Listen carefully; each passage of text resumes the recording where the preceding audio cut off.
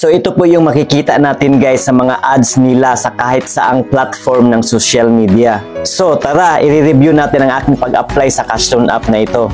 Keep on watching. Magandang araw po sa lahat. This is Melvin once again and welcome back to my YouTube channel. For today's video ay magre-review na naman tayo sa aking na-applyang isang online Cashloan app. At ang pangalan ng Cashloan app na ito ay Bini. Sundan nyo lang po at tapusin ang video ito hanggang dulo dahil ipapakita ko po sa inyo mula sa aking pag-fill up ng form hanggang sa na-approve ako at nakapag-disburse. So let's go! Pakiclick muna ang subscribe button sa mga bagong pasok pa lang po sa aking YouTube channel at pakihit yung notification bell para ma-notify po kayo sa tuwing may bago na naman akong i-upload ng mga reviews, mga honest experience sa mga online lending application. Disclaimer lang po, hindi po ako ahinti sa Cashloan app na ito guys ha, at mas lalong hindi ko po pinopromote ang Cashloan app na ito. Gusto ko lang pong ma-aware kayo sa iba't ibang sistema ng mga ula na ito. So let's start! Ito panoorin nyo.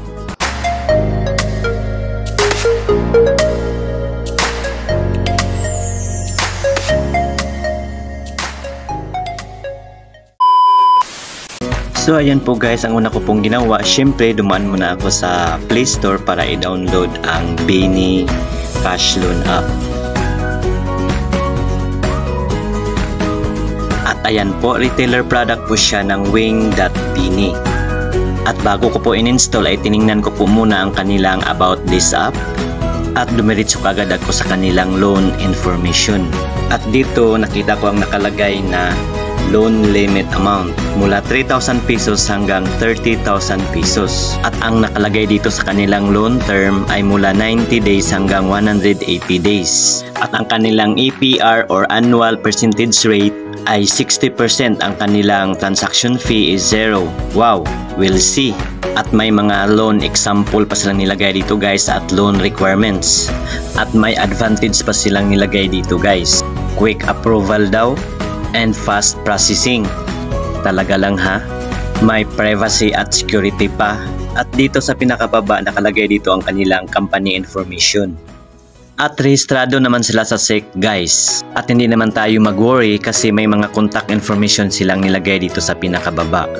Kung sakaling may mga issue ang ating application, dito po natin sila tatawagan. So pagkatapos nito guys, bumalik ako doon sa taas at i-install ang Bini.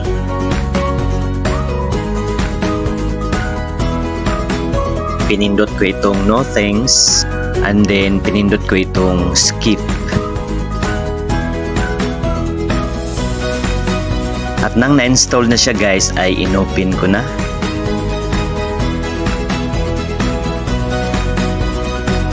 Wala naman tayong choice kundi pindutin itong agree and then pinindot ko lang itong allow at while using the app. At ayan po, ito po ang binigay sa akin ng introduction.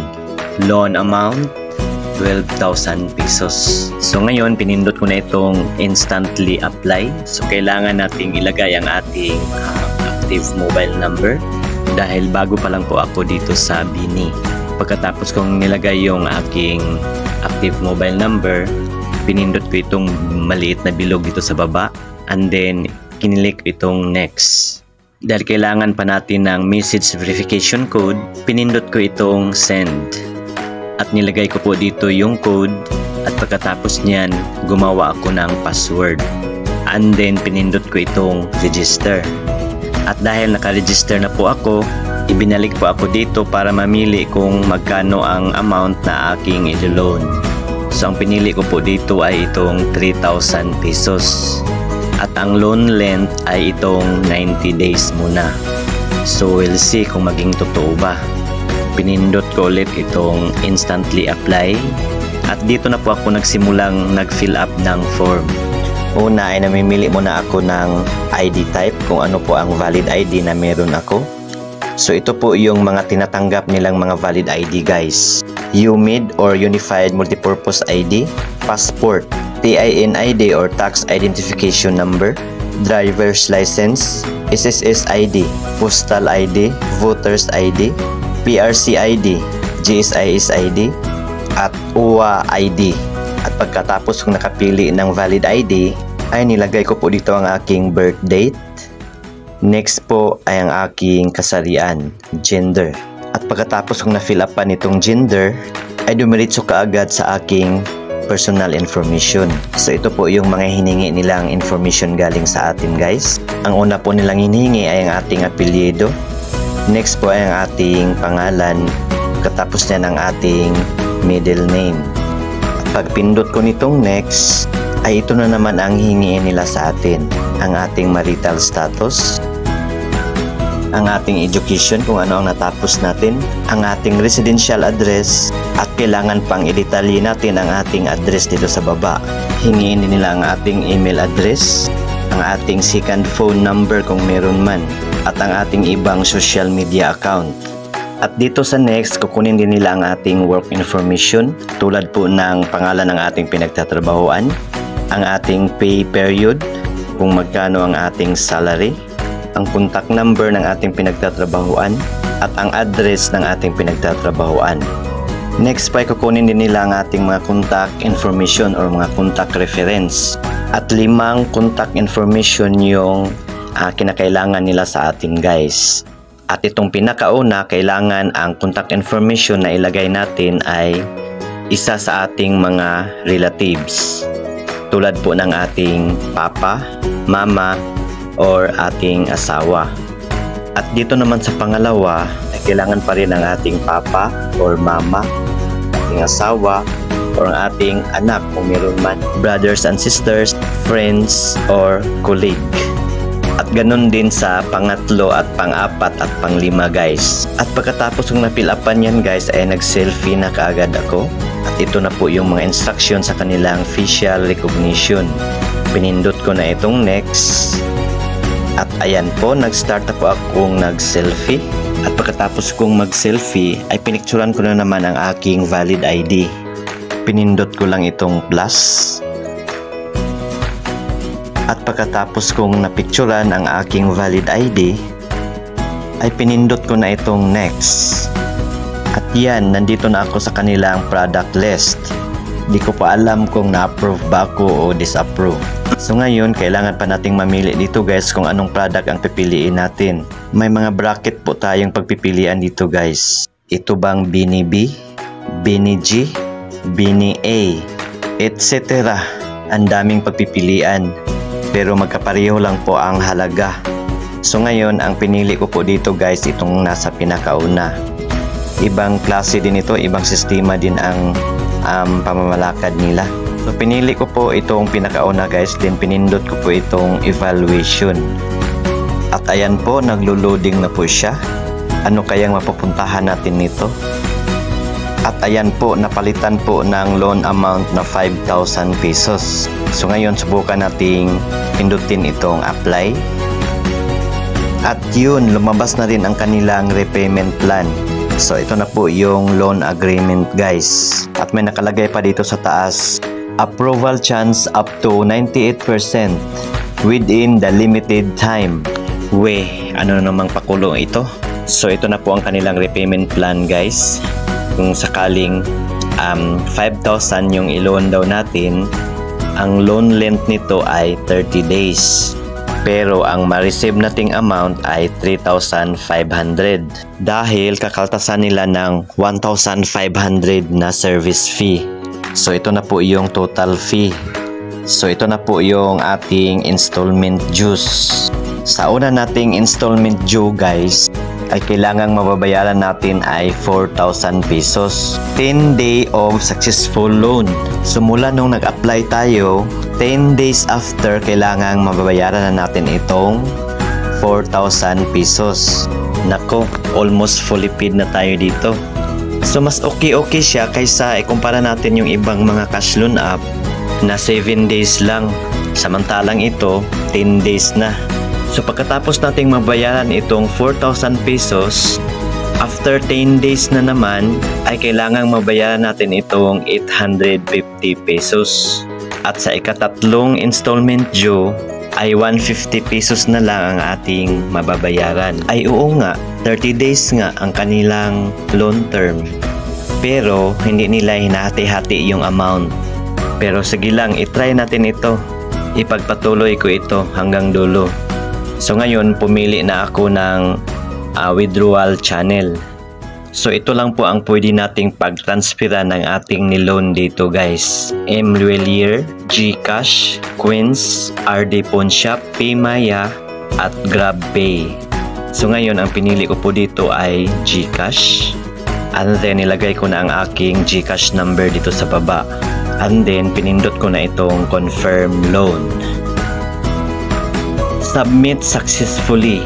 Pay attention to the verification call. We will contact you if needed. Please answer the phone for more chances to get the loan quickly. So tatawag daw sila. So pinindot ko na itong okay at maghintay kung kailan sila tatawag. At ayan po, pending na po ang status ng aking application. So mga wala pang isang oras guys sa kakahihintay ko kung tatawag sila, in-exit ko muna ito. Actually guys, hindi naman sila tumawag. Mga after 5 minutes yata, pag open ko sa aking GCash, ay napasok na po yung 3,500 na niloan ko. Legit nga 3,500 lang po yung matatanggap natin sa 5,000 na niloan natin. At ayan po, may na-receive na po akong notification galing sa GCash na may na-receive na po akong 3,500. Akala ko tatawag pa sila for approval. Hindi na pala, didiretso na pala ito. To make the long story short guys, so ito na nga ang nakalagay sa aking bill dito sa Bini app. Tapos may mga schedule na dito na nakalagay sa aking date of installment due. So ganun pa rin po ang kanilang sistema sa pagsingil guys. 7 days pa lang or 3 days pa lang before the due date, magte-text na po yan sila para i-remind yung due date natin. Pagka 8 days, magte-text na naman ulit. Pagka 9 days, tatawagan ka na talaga kapag hindi pa po tayo nagbayad. At tatanungin po tayo kung magbayad ba tayo ngayon or bukas na sa due date mismo. Actually guys, itong nakalagay dito na 30 days yung loan length, ang realidad po dito guys ay 20 days lang po talaga kailangan na nating ma-fully paid. Dahil sa repayment po kasi guys, 300 pesos po kasi yung minimum doon po sa biller. So itong 150 pesos ay hindi na po tatanggapin. Kaya no choice po tayo, isabay na lang natin ito sa ating second installment due. Kaya ang mababayaran natin dito sa second installment due natin, instead of 850 pesos ay magiging 1,000 pesos na po ang ating ibabayad. So 20 days lang po kailangan na nating ma-fully paid ang ating inutang dito sa Bini. So yun po ang realidad guys dito. And to make the long story short again guys, nung nabayaran ko na po ito lahat at nung tiningnan ko po kung magkano po yung in-offer na naman nila sa akin na i-loan ko, ito po yun guys. Tingnan nyo po guys, i-open ko ulit itong aking Bini account. Halimbawa po, mag-reapply ako. So pinindot ko naman itong instantly apply. So ganun pa din po yung mga product list, yung mga amount na nakalagay sa mga product list dito guys. At nung pinindot ko na itong evaluation,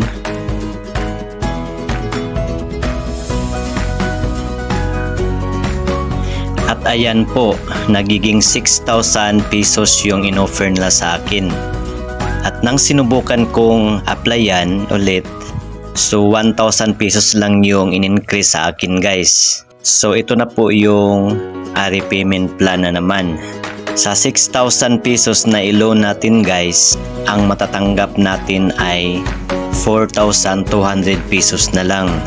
So 1,800 pesos yung kinaltas. At 30 days pa rin ang loan length. At ang realidad niyan guys, 20 days pa rin yan kailangan na nating ma-fully paid. At sa first installment due ay kailangan na nating bayaran itong 4,200 pesos sa loob ng 10 days. O diba parang ibinalik lang natin yung ating natanggap na 4,200. Grabe ito. It's a big no talaga sa cash loan app na ito. Walang pinag-iba sa mga cash loan shark. Kaya hindi po ako tumuloy sa pag-reloan dito guys. Kaya mag-ingat po talaga tayo sa mga cash loan app guys. Huwag basta-bastang padalos-dalos. mas lalo po tayong ilulubog dito sa mga cashron app na ito. So that's all for today guys. Paki-like na lang po sa video ito kung nagustuhan nyo at paki-share na rin sa iba para may aware din po sila. At para sa iba pa pong mga katanungan, pakisulat na po inyong mga tanong dyan po sa comment section sa baba. So yun lamang po guys. Maraming salamat sa panonood. See you again sa next kong tutorial video. Goodbye. God bless.